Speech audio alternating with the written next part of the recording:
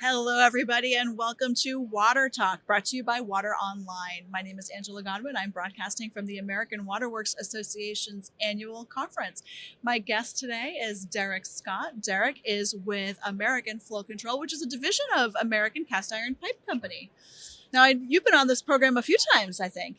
Many years, it seems like. Yeah, well, we're Yeah. glad to have you back. Well, Thank you I'm for glad to be joining here. us. Yeah. And it's really great to be back with everybody again Isn't in it person. awesome? It's It is. amazing to see old friends, old colleagues, and peers, and just feels it feels great. It feels great. So now I know you joined American a few years ago. October of 1988. I 1988. spent 5 years in the contracting industry, which related to this industry, but have been with American since 1988. Excellent, excellent. I bet you have a lot of perspective, a lot of you've seen a lot in the industry, a lot of changes. A lot of changes. Yeah. And I know you serve on a lot of really cool subcommittees too. We don't have to. I don't think we have time to name them all because you are all over the place. That's okay. But I know that you are with one of the largest and most widely known valve and hydrant producers in the waterworks industry. You have the iconic American Darling Waterous fire hydrant brands, of That's course, correct. right? 2 of them, right? Yep, and gate valves as well, We make gate valves from 2 to 66 inches. right? Tapping valves. Tapping valves through 48. Number of other items: tapping sleeves, indicator posts, a lot of other A lot of ancillary variety. devices. Right. Yeah, for sure. So now I know the last time we caught up with you guys, it was virtual back in the That's right. summer of 2020, the summer that never happened, right? That's correct. But what's new at American since we last spoke with you? Well, a lot of things changed, Mhm. but we stayed engaged with the customers. Our sales associates stayed out, talking to people, whether it be virtually, calling them. We wanted to take care of the customer needs. Yeah. And that was a priority for us, especially in our industry where we serve the public sector. Mhm. Our manufacturing units, we have one in Texas, American Valve and Hydrant, Mhm. and the folks at Waterous in South St. Paul, Minnesota, they continued to be engaged and have worked very hard. Uh, they've even navigated the post-pandemic issues with supply chain and are staying busy doing that. But bottom line is we put together 2 amazing years working together, and it's been awesome. During our last discussion, we talked a little bit about the newest member of American Flow Control, and that's American Innovation. We call it our Center for Innovative Excellence. It's located in Crawfordsville, Indiana, and it's a new product development facility. Mhm. We are incredibly excited about this. It's on 17 acres of land, Wow. 30,000 square foot building. We staffed it essentially at the peak of the pandemic, and they're doing a great job. They've got a lot of projects on the board they're working on, many of which I can't really talk about a little too early. Mhm. One that we have coming out hopefully here very soon this year, we've got a new Alpha vertical inlet restraint joint we're putting on the American Darling brand of our fire Mhm. hydrants. That particular item, it essentially allows you to inventory and stock the same depth of bury, and you take up the trench measure, what they call trench measure, or the depth of bury in the trench with the interconnecting pieces of pipe that connect to the system. So we're pretty excited about that. Like I said, we've got other projects coming, but Alpha is definitely going to be one of our first ones here. Absolutely. And speaking of which, I understand that Water Online was among the first to kind of help get the word out and launch that back in the day, right? Right. It was about 6 years ago, Yeah. and we announced it at another conference. And Alpha continues to be really one of our most successful product launches in recent memory. Yeah. It's a product that really answered a lot of questions. We've had a lot of innovation in our company over the years. American Darling, Darling invented the traffic model hydrant. So when a vehicle hits it, it closes the water off. Hmm. Waterous, for instance, they were the first to put fusion bond epoxy on gate valves, Wow. and that's a mainstay. It's the gold standard in the industry today. The corporation American Cast Iron invented the mechanical joint, or what we call MJ joint, in 1929. And as good as it is, and it's still widely used to connect valves and hydrants to pipe, we saw an opportunity, a need to come up with something new. Instead of reinventing the wheel, we partnered with Romac Industries, Hmm. who had invented Alpha. And the goal there was to make something that was easy, save time in the trench, so to speak. You can use it on multiple types of pipe, whether it be ductile iron, cast iron, PVC, HDPE, and all of the restraining hardware comes pre-assembled. So it's one bolt connection at the top, and it has been hugely successful for us. As Ben Franklin, I think, is credited with saying time is money, and that product embodies that particular That's great. concept. So. That's awesome.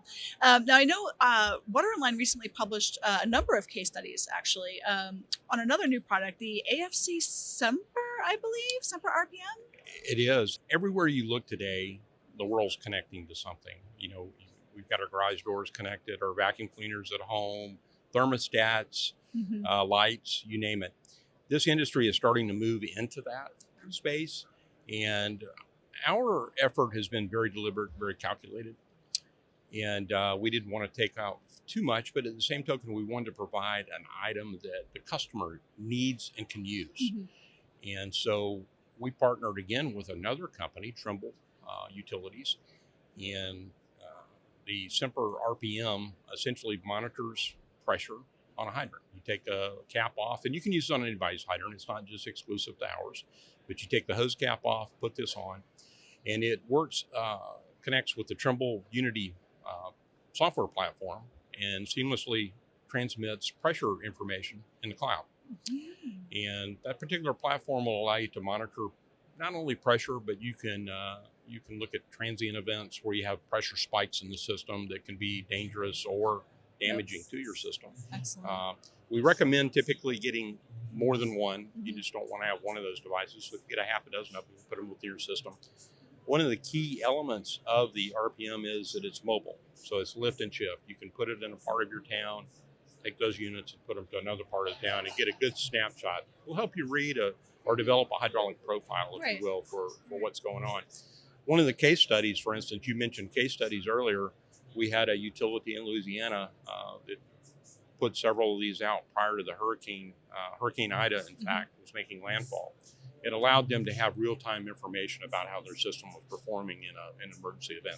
That's great. Help them respond to those emergencies faster, head them Absolutely. off maybe before they become catastrophic. Absolutely. Fantastic. Now, I know, speaking of, case studies and publishing things, you had another article recently on gate valve bypasses, I think that was in the AWA magazine, right? What was that one all about? Me and another associate published in OpFlow on the topic of bypasses that are used in resilient wedge gate valves. And like I'd mentioned earlier, we make gate valves from 2 to 66 inch, but it's the larger sizes that you typically are concerned with in a bypass because of operating torques and things like that. The use of a bypass was really used in metal seated valves, and the RW valves have historically, it's been our experience, our field experience, were not necessary. But until this time, there was no data available to the customer that actually proved that one way or another.